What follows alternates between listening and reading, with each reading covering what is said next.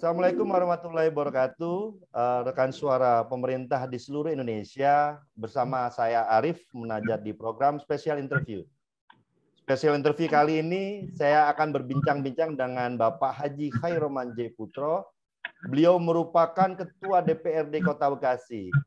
Sebelum saya memulai, persilakan Bang Khairoman J. Putro atau biasa dipanggil atau disapa dengan Bang Choi untuk memperkenalkan diri dan juga menyapa rekan suara pemerintah di seluruh Indonesia dan sedikit bercerita tentang kondisi DPRD di Kota Bekasi saat ini. Silakan Bang Choi. Terima kasih Bang Arif. Assalamualaikum warahmatullahi wabarakatuh. Pemirsa super yang dirahmati Allah dan dicintai seluruh warga Kota Bekasi. Ini pertama kali bisa bertemu dengan Bang Arif di suara pemerintah ini. Bang Arif, memang DPRD sedang membenah diri. Kita sedang ingin memberikan satu perubahan terkait dengan persepsi kinerja DPRD di Kota Bekasi ini. Kami menyadari bahwa DPRD mungkin menjadi bagian daripada politisi.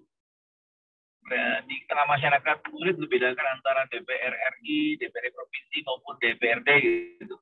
Sehingga dianggapnya mungkin satu kluster yang sama, yaitu parlemen gitu ya.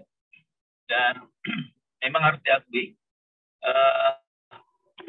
tuntutan masyarakat terhadap kinerja DPR, DPRD provinsi maupun DPRD hampir merata itu seragam. Itu mereka menghendaki bagaimana parlemen ini mampu menyuarakan suara rakyat, baik rakyat yang mereka berada dalam satu profesi tertentu, maupun rakyat jelata yang selama ini menjadi marginal dalam pertumbuhan kota. Dan DPRD Kota Bekasi ingin sekali untuk merubah persepsi masyarakat agar mereka mempercayai lembaga dewan sebagai lembaga yang tempat mereka menyampaikan pengaduan, komplain terhadap penyelenggaraan pemerintahan. Sekaligus kita berupaya dari masukan ini muncul gagasan-gagasan pemikiran untuk memperbaiki kinerja pemerintahan daerah kita. Disinilah yang kemudian kami menyampaikannya kepada Pak Wali Kota. Kami ingin meningkatkan kinerja kami, maka jangan merasa baper kalau kemudian kami akan lebih ketat dalam mengawasi, lebih teliti dalam menyusun anggaran, termasuk bagaimana kita agak rewel dalam membicarakan tentang pembahasan rancangan transfer daerah. Hal ini tentunya untuk mengembalikan kepercayaan masyarakat kepada DPRD, sehingga kita mencanangkan apa yang dinamakan dengan parlemen digital, Mas, atau digitalisasi parlemen, yaitu membuat e-parlemen, sebuah upaya kita untuk membuka pintu seluas-luasnya pada masyarakat dengan membuat banyak channeling dalam menyampaikan aspirasi, sekaligus juga untuk meningkatkan efektivitas dan efisiensi pekerjaan di DPRD. Kita menerapkan, ingin menerapkan karena memang belum sempurna sama sekali, di office atau suatu bentuk bagaimana memasukkan seluruh proses surat menyurat administrasi di dalam penerimaan aspirasi, baik surat yang masuk maupun yang keluar dalam sistem parlemen, sehingga di office ini akan bisa menganalisa bagaimana tingkat kecepatan kita merespons sebuah aspirasi masyarakat yang masuk, baik secara formal dari audiensi maupun surat yang masuk di dewan. Lalu bagaimana dengan cepat kita quick respon bisa menjawab ataupun memberikan solusi terhadap permasalahan yang dihadapi. Yang kedua adalah e-meeting, yaitu mempercepat agar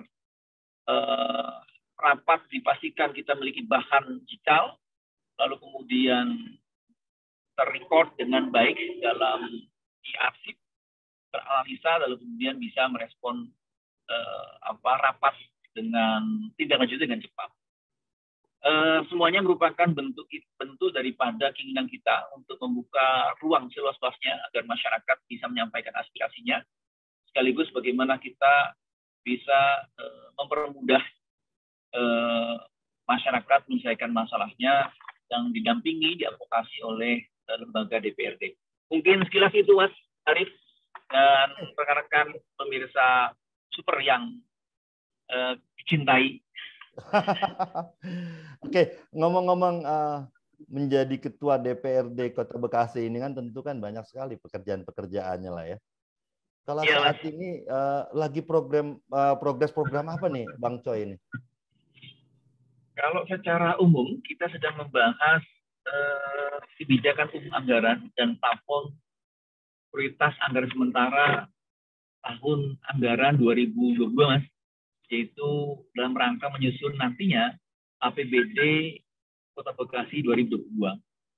Sementara dalam bentuk fungsi budgetingnya, sementara dalam bentuk legislasi kita masih menjalankan Pansus 18, 19, 20, termasuk juga Pansus 16 belum selesai. Banyak perda yang sedang kita susun, baik terkait masalah tata cara pendoman penyusunan program legislasi daerah, ada terkait dengan kota ramah lansia. Kita sedang merancang perda terkait dengan pondok pesantren, turunan dari undang-undang pondok pesantren, Mas, yang sudah disahkan oleh pemerintah pusat. Masih banyak lagi, Mas. Intinya dalam hal membuat atau menyusun ramperda, Kota Bekasi termasuk yang sangat produktif, yaitu membuat inisiatif dalam bentuk ramperda inisiatif. Nah, ramperda lansia atau kota ramah lansia pun termasuk rancangan perda terkait dengan pesantren itu pun adalah ramperda inisiatif dari DPRD. Ini dalam rangka merespon, mempercepat kebutuhan masyarakat terkait dengan payung hukum untuk mengatur aspek-aspek yang kami pandang dapat mempercepat pertumbuhan maupun pembangunan di Kota Bekasi. Demikian, Mas Arif. Oke, kalau kondisinya seperti itu banyak sekali ya, berarti ya teman-teman di DPRD Kota Bekasi, tentunya Bang Choi bersama rekan-rekan melakukan percepatan dalam perwujudan aktualisasi undang-undang yang akan dibuat. Seperti tadi disebutkan adanya undang-undang lansia dan santri dan lain-lain. Sejauh mana sih kalau boleh tahu pola ketika undang-undang itu sudah diketuk palu agar masyarakat dapat mengetahui undang-undang itu sudah diketuk palu dan bagaimana caranya teman-teman di anggota dewan pola strateginya di masyarakat Kota Bekasi khususnya itu bisa mengetahui bahwa undang-undang ini sudah dibuat loh. Dan bagaimana pengimplementasiannya di masyarakat tentunya, Bang. Iya. Terima kasih, Mas Arif dan pemirsa super yang berbahagia. Mungkin lebih tepatnya bukan undang-undang, Mas, tapi perda, di mana rancangan perda di awal memang salah satu titik krusial yang paling menjadi strategis untuk bisa menjadikan sebuah perda itu efektif adalah pada saat tahap perencanaannya, di mana saat tahap perencanaan sebelum sebuah rancangan perda disusun, maka DPRD biasanya dituntut untuk melakukan rapat dengar pendapat, Mas, dengan mengundang seluruh stakeholder yang terkait dengan sebuah rancangan perda. Sebagai contoh, misal saja rancangan perda pesantren ini. Di pesantren ini ada dua hal. Sebelum perda disusun, maka kita melakukan konsultasi pada berbagai pihak untuk menyusun daftar inventaris masalah. Lalu dipertegas lagi apa substansi yang hendak dimasukkan sebagai muatan lokal yang masih masuk dalam keuangan daerah yang diberikan amanah oleh sebuah undang-undang. Dielaborasi, kemudian dikomunikasikan di semua pihak, sehingga berbagai pihak yang terkait dengan sebuah rancangan perda, kita dengarkan aspirasi dan pandangannya. Hal ini tentunya dengan harapan ketika nanti rancangan perda itu kita susun naskah akademisnya, kemudian diajukan sebagai rancangan inisiatif perda dari DPRD, maka kita harapkan pembahasan selanjutnya dengan pihak eksekutif lebih mudah. Berikutnya, ketika dia kemudian ditetapkan bersama-sama dengan eksekutif, karena memang merupakan kesepakatan antara DPR dengan wali kota secara politik, maka tidak mendapatkan penolakan atau ada pihak yang merasa dirugikan, belum didengar pandangannya atau gagasannya. Kita berharap benar-benar sebuah rancangan perda ketika hadir itu ditunggu-tunggu oleh masyarakat. Bukan rancangan perda yang ketika hadir malah menimbulkan kegaduhan, penolakan, karena merasa mereka tinggalkan dan bahkan merasa terbebankan dengan sebuah rancangan perda. Nah, memang menjadi krusialnya, Mas, ketika rancangan perda disahkan di sebuah rapat paripurna, lalu diajukan ke gubernur pun kemudian sudah memvalidasinya dan ditetapkan sebagai sebuah perda di lembar daerah, maka otomatis masyarakat dianggap tahu dengan perda tersebut. Nah, di satu sisi, perda memiliki fungsi pemaksa, sehingga aturan-aturan yang tertulis dalamnya, termasuk sanksinya itu akan berlaku secara efektif ketika di lembar daerahkan. Sebaliknya, tuntutan lebih lanjut adalah menjadi bahan evaluasi. Apakah ketika sudah di lembar daerahkan, masyarakat yang dari awal diajak untuk terlibat dalam perencanaan perda, menyusunnya, kemudian dibahas bersama-sama, itu kemudian memastikan bahwa perda yang mereka pahami adalah yang mereka sahkan saat itu. Nah, disinilah kemudian fungsinya, Mas, menjalin hubungan komunikasi yang dengan masyarakat, dan sekaligus yang kedua, sudah diperdakan dan lembar daerahkan, maka sosialisasi yang yang baik, yang efektif dibutuhkan agar masyarakat yang menjadi objek dari perda itu dapat memahami dan sekaligus menjalankan perda dengan sebaik-baiknya. Itu poin utamanya, Mas, kira-kira gambarannya. Oke. Kalau masyarakat harus memahami, artinya harus ada message yang tersampaikan ya, bukan gitu ya Bang Coy ya, dari apa yang telah ditetapkan. Iya. Artinya bagaimana menyampaikan message itu agar masyarakat mengetahui ada perda baru dan bagaimana pengimplementasiannya. Artinya jangan sampai mungkin tiba-tiba masyarakat tidak mengetahui perda yang sudah diketuk gitu ya. Tiba-tiba, wah ternyata ada ini ya. Artinya jangan sampai terjadi sesuatu ya. Betul, Mas. Memang suatu perda kadang dibuat satu masa transisi sehingga sekalipun berlaku secara efektif saat di lembar daerahkan, maka biasanya diberikan juga keterangan masa transisi 1 tahun, sehingga diharapkan semua pihak dapat melaksanakannya dengan konsisten dan berlaku efektif sanksi misalnya sesudah 1 tahun. Nah, inilah yang kemudian dibutuhkan, yang paling utama adalah sosialisasi dan publikasi dengan berbagai channeling, Mas. Khususnya di masa digital sekarang ini, di masa milenial sekarang ini, di mana kita membutuhkan banyak sekali channeling, penggunaan media baru yang memungkinkan masyarakat tidak hanya mengenal seluk-beluk isi konten perda yang kadang jelimet gitu, tapi diperlukan sebuah alat promosi dan edukasi termasuk sosialisasi yang lebih ringan, lebih funny, lebih mudah gitu ya, dengan menggunakan mungkin sekarang media TikTok gitu ya, kemudian Instagram dan sebagainya, termasuk terpampang di portal jaringan dokumen dan informasi JDIH hukum yang terlinkkan dengan semua sistem JDIH ataupun jaringan dokumen informasi hukum Indonesia, sehingga bisa diakses oleh semua pihak. Tentunya ini dibutuhkan, termasuk bagaimana instansi terkait bisa mensosialisasikannya di level yang lebih kecil, yaitu melalui camat, lurah, lalu kemudian ketua RW, ketua RT. Nah, yang ini kelihatannya perlu kita perbaiki, Mas.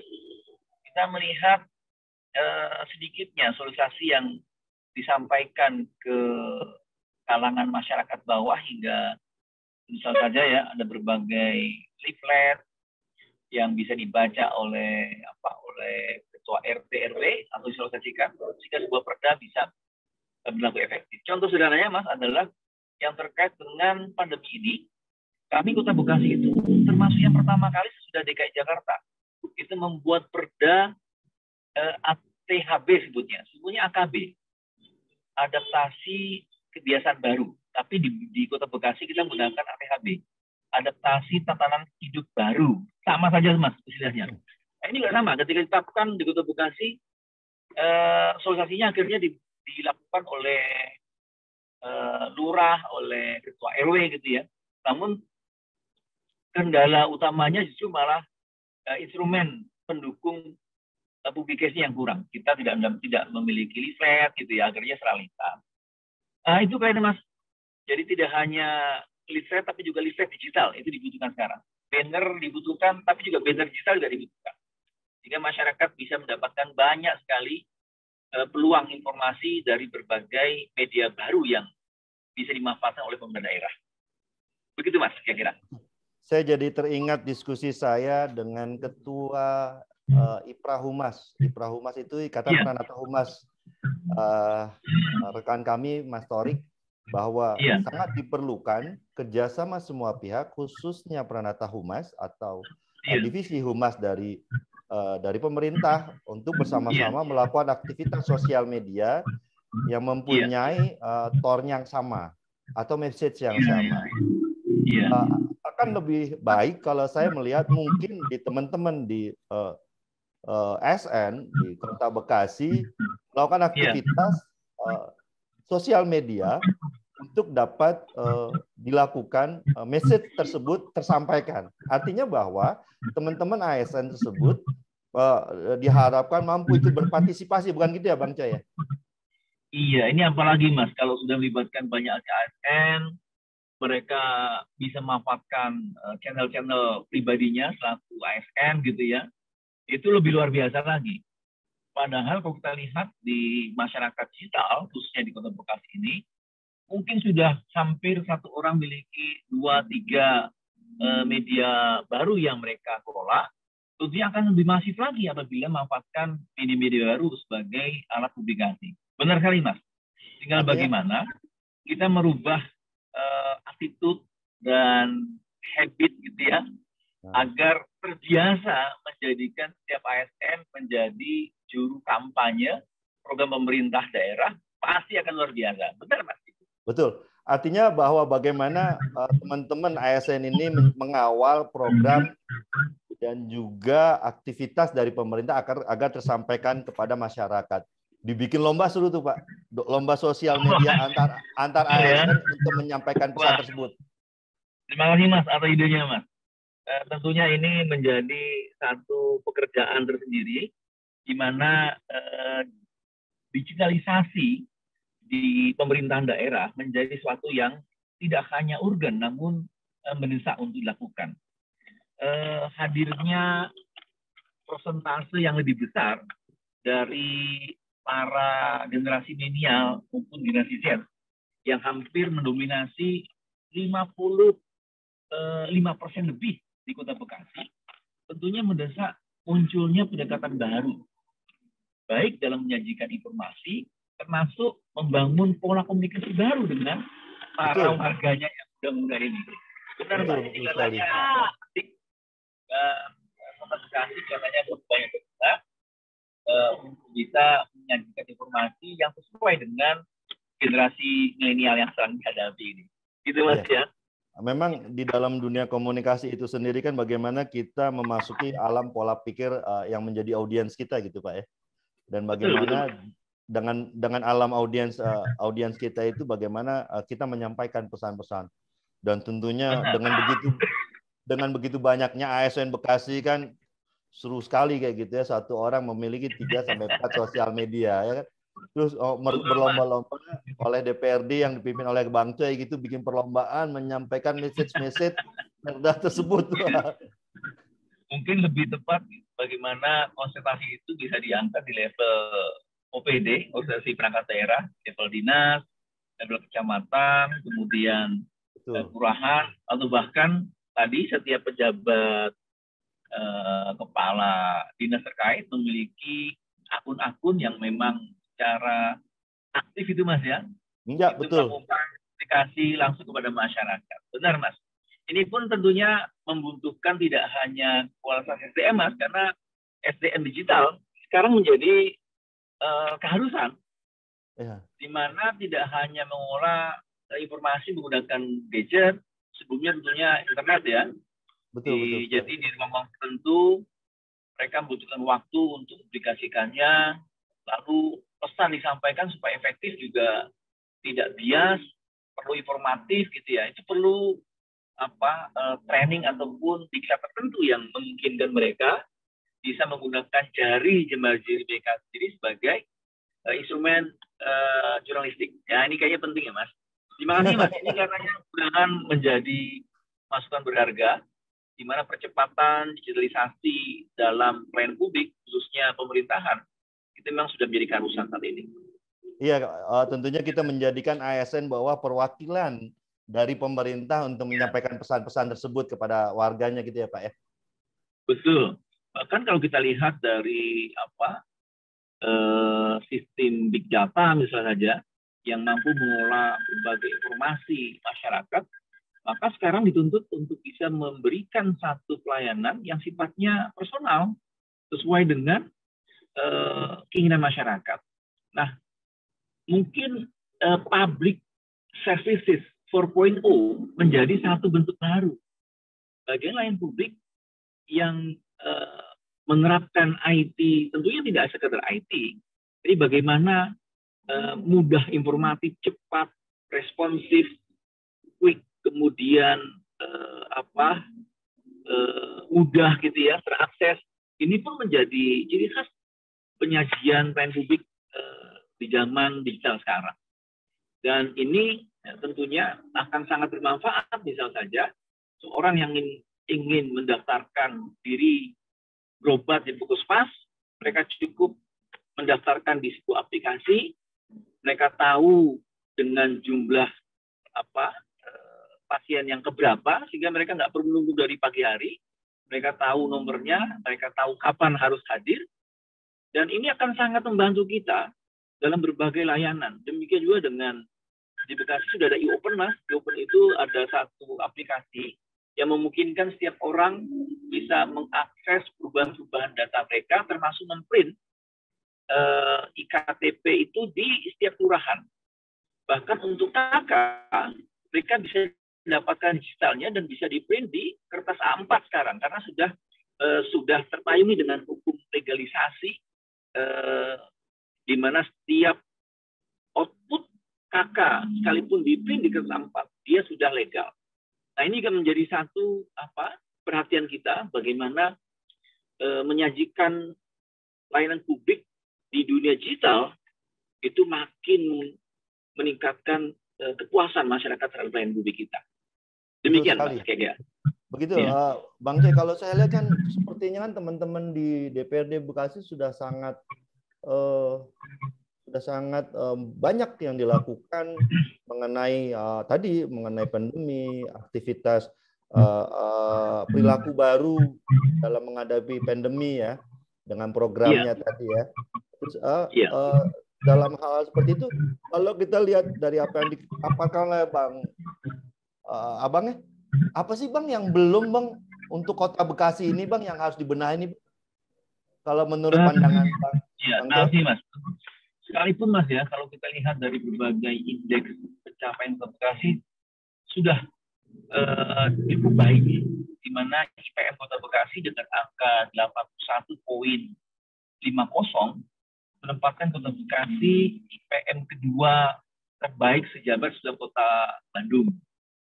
Bahkan kemarin Kota Bekasi mendapatkan penghargaan layanan dinas PMPTST, nama modal pelayanan terpadu satu pintu terbaik pertama di Jabar. Lalu untuk layanan inovasi kemarin terbaik kedua, dan itu ya tidak mudah untuk mencapainya. kebutuhan masyarakat cepat layanannya, murah tanpa adanya pungli atau pungutan, mereka akuntabel, transparan, mendapatkan layanan publiknya, itu masih tetap perlu kita sempurnakan.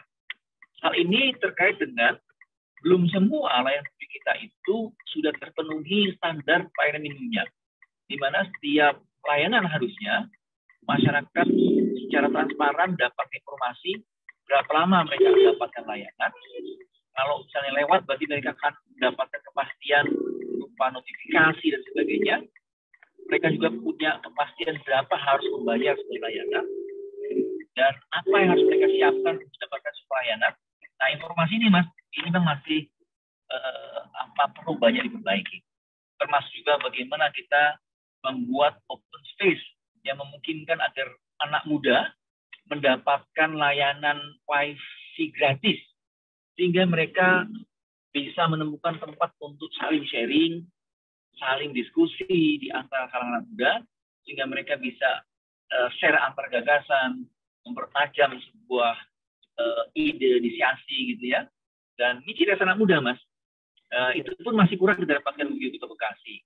Demikian juga open space yang terkait dengan taman lingkungan, sehingga memungkinkan masyarakat Kota Bekasi bisa mendapatkan relaksasi terhadap aktivitas mereka, hiburan mereka sehari supaya tidak stres, Mas ya.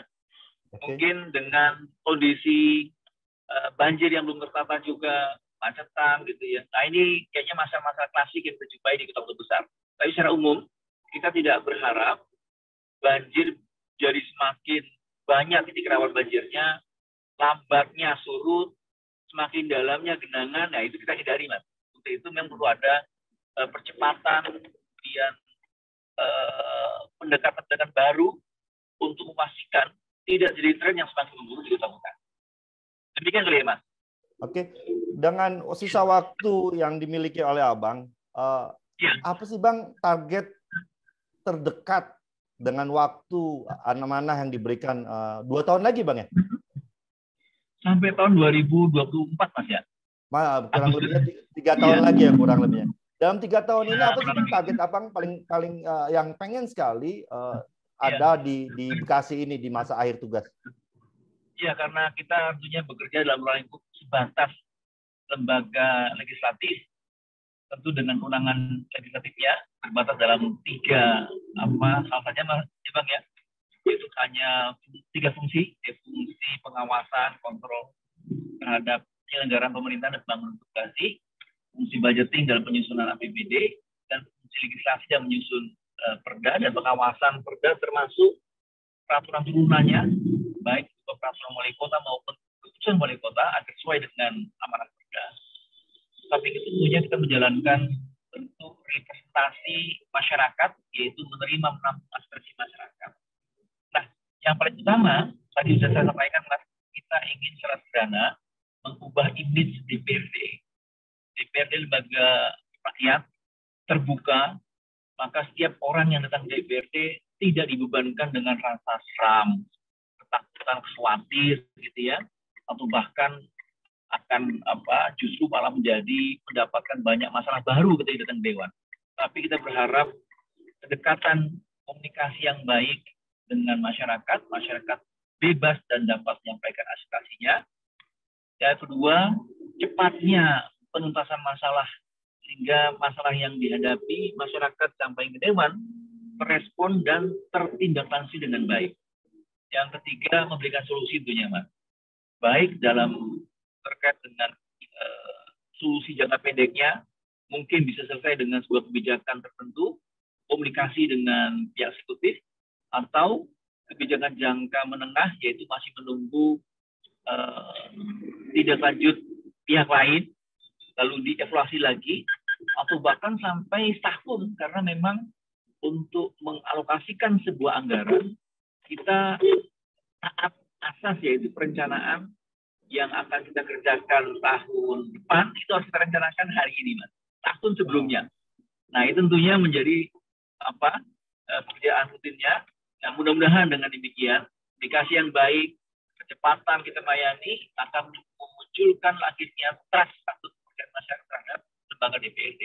hal ini kelihatannya Mas menjadi ujung daripada harapan kita, yaitu kepuasan masyarakat terhadap kinerja DPRD, sehingga mengalirkan kepercayaan masyarakat, dan mudah-mudahan apakah nanti akan dipilih kembali itu masalah lain, tapi tanggung jawab amanah yang sudah diberikan berarti sudah dapat dilaksanakan baik-baiknya. Demikian Mas kira-kira. Pertanyaan santai nih Bang. Saya tadi melihat bagaimana Abang memaparkan kerjaan-kerjaannya, aktivitas-aktivitasnya, tujuan-tujuannya ketika menjalani amanah menjadi ketua DPRD. Ada satu hal yang membuat saya aneh, adalah sebenarnya Abang ini bisa se-charming ini dalam berbicara, bisa sejelas ini dalam berkomunikasi. Padahal yang saya lihat secara latar belakang Abang seorang teknokrat. Abang juga lulusan STAN. Jadi sebenarnya dapat talent dari mana nih Bang, ngomong-ngomong nih Bang, bisa sampai seperti ini nih Bang? Iya, memang ini kelihatannya apa namanya ya, on job training gitu Bang ya. Jadi kita itu belajar sambil bekerja gitu Bang. Dan ini katanya dibutuhkan hari ini, yaitu pembelajar cepat katanya Bang. Karena memang masyarakat kita, apapun konteksnya, membutuhkan layanan yang cepat, kecepatan merespon. Dan itu kayaknya saya banyak belajar dari para senior kita, belajar cepat ini menjadi kunci. Dan salah satu Bang, untuk bisa belajar cepat adalah berkomunikasi kali ya Bang. Itu saya banyak belajar itu dengan diskusi dengan orang lain. Dengan diskusi itu saya mendapatkan banyak pelajaran yang mungkin bisa didalami dengan baca buku, tapi dengan komunikasi kita dengan cepat memahami. Dewan tentunya tidak perlu menguasai detail, tapi memahami banyak hal secara global, mampu menyambung benang merah satu fakta dengan fakta lainnya, menyimpulkan, menenangkan. Nah, kelihatannya kemampuan komunikasi, Bang, ini menjadi tidak hanya kebutuhan anggota dewan. Saya merasa ini harus dimiliki oleh semua pimpinan tokoh masyarakat, pimpinan parpol. Kayaknya masalah-masalah kita, Bang, kalau boleh saya simpulkan, banyak muncul dari persepsi, Bang ya. Salah komunikasi itu ya, yang mispersepsi ya, Pak. Salah paham, betul. Dan ini yang kemudian kayaknya kalau boleh kita dorong, Bang, pelajaran yang penting harus dikuasai oleh anak-anak kita, itu yang pertama bahasa. Yang kedua sejarah. Yang ketiga mungkin geografi. Kayaknya ini alat-alat pengetahuan atau knowledge yang dibutuhkan gitu ya. Oleh seorang leader. Lebih utama betul daripada matematika kayaknya. Karena kalau saya lihat kemampuan Abang berkomunikasi kayak orang PR, Pak. Padahal seorang teknokrat ya, Bang. Dari banyak orang itu, saya pun belajar dari Abang. Karena sejujurnya, Bang, ketika saya melihat liputan atau artikel Abang di media kami, Suara Pemerintah.id, saya melihat Abang dengan image gitu, pakai peci. Jadi begitu kita langsung on di Zoom itu, kok pakai apa ini?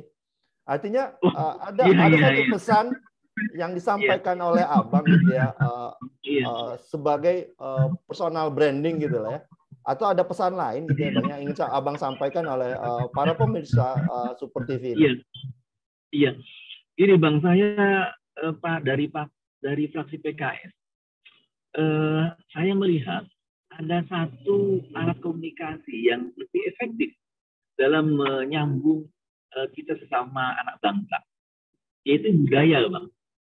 Budaya ini ternyata lebih efektif untuk dijalin dibandingkan pendekatan politik, pendekatan agama gitu ya. Tentunya bagian daripada itu agama bagian yang tidak dipisahkan. Tapi ada satu instrumen lain yang katanya perlu kita optimalkan, yaitu budaya. Saya termasuk, Bang, yang sangat senang melihat orang bisa menguasai bahasa daerahnya. Baik dia orang Batak, orang Jawa, orang Sunda. termasuk orang Tionghoa atau Cina sekalipun, Bang, saya dorong untuk mereka menguasai bahasanya. Karena bahasa itu merupakan hampir 50% penguasaan pemahaman budaya kita. Dan semakin kita memahami budaya kita akan makin menghargai bagaimana kekayaan budaya kita, beragamnya varian budaya kita, sehingga kita, Bang, tidak menistakan, tidak memandang rendah, bahkan, Bang, mengeksplorasi budaya itu menjadi nilai-nilai ekonomi sekarang ini.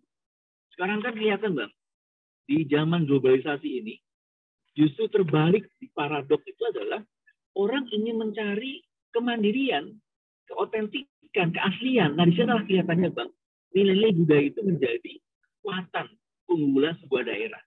Daya saing daerah muncul dari budaya. Nah, saya menggunakan ini, Bang, tudung ini sebutnya, ya, tudung atau ikat ini, adalah untuk memberikan satu bahasa. Bahwa mari kita banyak sekali memiliki banyak jenis budaya. Saya yakin kita paling pandai, paling siap untuk mengeksplorasi budaya kita, untuk kemudian tampil sebagai salah satu faktor penguat dari daerah. Bahkan, Bang, anak-anak muda kita dorong untuk bisa mengeksplorasi itu. Mudah-mudahan dengan cara demikian, pesan yang saya sampaikan tersampaikan, Bang, hanya dengan menggunakan tudung ini. Artinya diplomasi budaya masih lebih baik daripada diplomasi peci, ya, Bang?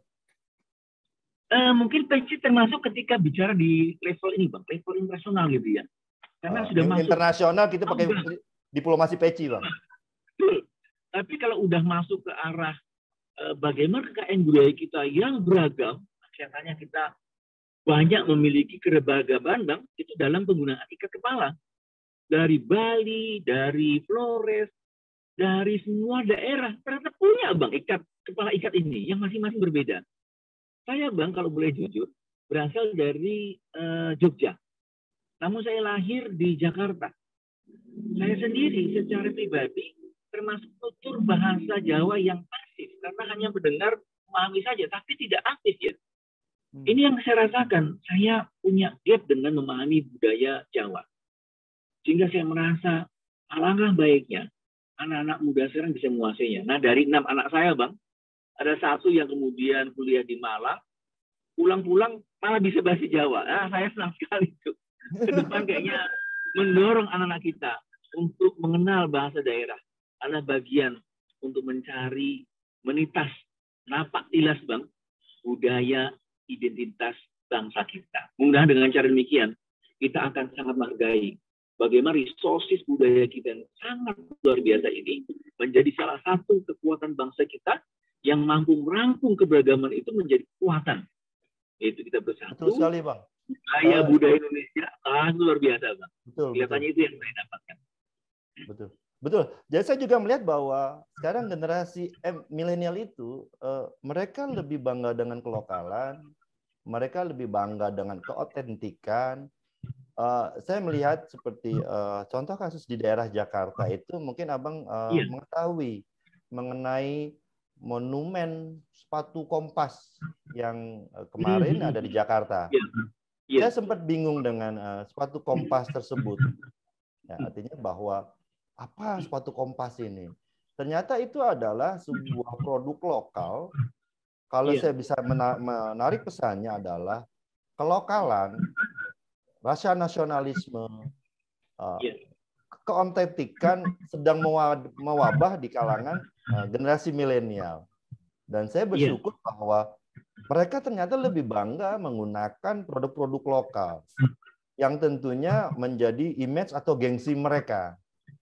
Iya. Nah, artinya bahwa emang mungkin ke depan bahwa Indonesia akan hebat dengan kelokalannya, dengan keotentikannya, dengan sejarahnya atau dengan budayanya. Seperti yang dilakukan oleh Abang, komunikasi budayanya dengan menggunakan ikat di kepala, yang ternyata sangat efektif dalam berkomunikasi di teman-teman DPRD. Seperti itu, Bang. Ini salah satu, betul, Bang, ya. Emang salah satu saja, Bang. Saya melihat tentunya ada banyak cara untuk bisa menyambung komunikasi antar anak bangsa kita. Termasuk tadi, Bang, bagaimana memanfaatkan, mengeksplorasi budaya kita menjadi sesuatu yang bernilai dengan inovasi kreasi tertentu, punya nilai ekonomi. Pagi tadi Bang, di satu radio, saya biasa mengisi sebuah acara eh, morning morning cafe morning digital Bang. Ya. Jadi secara virtual, di mana saya mengundang sebuah narasumber. Nah, salah satu narasumber itu adalah anak muda. Dia membuat satu kafe dengan mengeksplorasi rempah-rempah, di mana dia memasukkan nama jahe sebagai brandingnya. Lalu kemudian dielaborasi lagi dengan ada beras kencur, kapulaga, kemudian berbagai makanan sehat yang berbasis budaya kita. Karena dia merasakan pasca pandemi ini ternyata pengobatan herbal dari alam kita ternyata cocok untuk mengatasi masalah pandemi ini gitu ya. Akhirnya dan itu datangnya dari anak muda ya Bang? Anak muda Bang.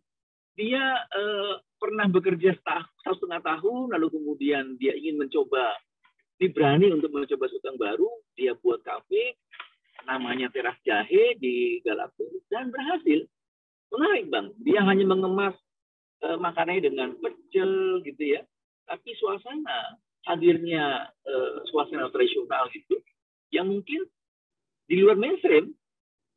Kan kita globalisasi itu kan banyak orang laba yang sifatnya itu global gitu ya di Indonesia ini. Justru anak-anak muda ingin mencari sesuatu, ingin mencari identitas otentik apa yang kemudian cocok dengan mereka. Nah kelihatannya Bang, tampilnya anak-anak muda yang kreatif, mampu atau berani mengambil risiko dengan menghadirkan sesuatu yang sifatnya lokal gitu ya, di mereka eksplorasi.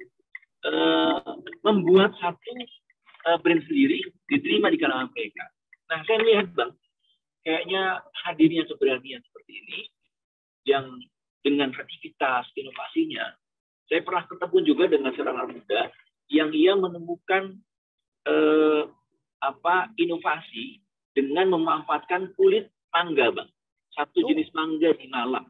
Lalu kemudian diekstrak dengan berbagai percobaan, dia akan mendapatkan pewangi mangga yang dimasukkan di kopi. Akhirnya kopinya itu rasa mangga khas Malang itu. Dan itu menjadi brand yang kemudian menjadi temuan, dan hasil temuan tersebut dia ekspor, dia mendapatkan beberapa penghargaan, namanya Faiz Arsyad gitu. Dia dapat penghargaan di berbagai kejuaraan internasional terkait dengan inovasi tersebut. Nah, itu anak muda juga. Dan disinilah kemudian saya melihat luar biasa sekali bagaimana peran pemerintah daerah yang mampu memfasilitasi munculnya kreativitas anak muda. Nah, ini kelihatannya yang menjadi catatan kita hari ini. Karena anak muda ini Bang, yang masuk generasi milenial, akhir 80 sampai tahun 2000-an, kemudian generasi Z yang sudahnya itu sudah hampir dominasi 55% di Kota Bekasi. Ada belok. Tentunya ini sumber daya, sekaligus juga energi, sekaligus inspirasi dan masukan bangsa kita. Nah, mudah-mudahan ini bisa kita keluarkan. Itu kali Bang kira-kira. Oke, kelihatannya kita harus kapan-kapan kopi darat nih Bang. Semakin lama ngomong sama Abang nih, kelihatannya semakin menarik diskusinya. Pertama sekali tadi bahwa kemampuan Abang berkomunikasi, berdiplomasi dengan ikat. Kedua, bagaimana kepemimpinan Abang dilakukan dengan yang mempunyai latar belakang teknokrat, ternyata mampu dalam berkomunikasi. Sebelum kita mengakhiri special interview kita ini, Bang, saya pengen Abang jawab dengan cepat, Bang. Iya. Pertanyaan saya. 3 kata buat Bekasi apa? Modern, muda, hebat. Itu Bang. Semoga seperti itu Bang. Amin ya Allah. Oke. Sekarang 3 kata Bang buat Suara Pemerintah TV. Iya. Mencerdaskan, mencerahkan, terpercaya. Itu Bang. Amin. Memang kalau boleh saya sedikit memberikan informasi kepada Abang bahwa suarapemerintah.id ini kita bercita-cita bagaimana memperlakukan pemerintah itu seperti brand, yaitu inovasinya, terobosannya, dan juga kampanye atau aktivitasnya. Harapan kami bahwa Indonesia ke depan menjadi Indonesia yang baik, Indonesia yang mempunyai harapan, Indonesia yang bisa berhasil dan besar dengan keotentikannya, dengan keoriginalannya, dan juga dengan sejarah dan budayanya. Iya. Seperti itu kurang lebih. Benar, Bang. Iya, terima kasih, Bang. Ini tentunya menjadi diskusi yang mencerahkan. Mudah-mudahan siapapun yang mendengarnya bisa memberikan masukan, Bang. Karena apa yang kita sampaikan, jadi masih ada kelemahan. Kemudian dengan cara kita saling sharing, kita tukar gagasan akan semakin menajamkan dan menghebatkan kita semua, Bang. Kita wajib menghebatkan tidak hanya diri, namun juga orang lain. Sehingga kemudian kita bersama menjadi orang-orang yang benar, Bang. Mudah-mudahan kolaborasi ini bisa menjadi budaya kita ke depan. Amin, amin ya Allah, barakallah.